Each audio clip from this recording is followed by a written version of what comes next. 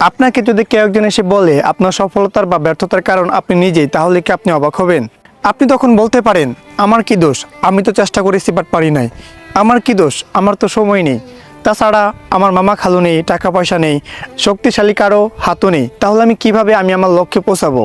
প্রথমত যে জিনিসটা আপনাকে মানতে হবে সেটা হলো, সফল হওয়ার জন্য আপনার কাজের প্রতি ডেডিকেশন এবং আপনার ইচ্ছা শক্তিটাই সব থেকে বেশি ইম্পর্টেন্ট। আপনি যখন আপনার লক্ষ্যের দিকে আগাবেন তখন কোনো না কোনো একটা রাস্তা খুঁজেই পাবেন। আসুন আমি আপনাকে ছোট্ট একটা গল্পের মাধ্যমে ভালো করে বিষয়টা বুঝিয়ে দিই। রাষ্ট্রের ছোটবেলা থেকেই খুব অভাবের মধ্যে বড় হয়েছে। মা ছিল গৃহকর্মী, বাবা ছিল রিক্সা চালক। অভাবের কারণে ঠিকমতো পরীক্ষার ফি জমা দিতে পারতো না, তবুও রাশেদ পড়াশোনা ছাড়েনি। পড়াশোনার পাশাপাশি ছোট একটা গ্যারেজে কাজ করতো। তারপর অল্প অল্প করে টাকা জমিয়ে একটা ফোন কিনে ইউটিউবে ভিডিও দেখে শিখে প্রোগ্রামিং।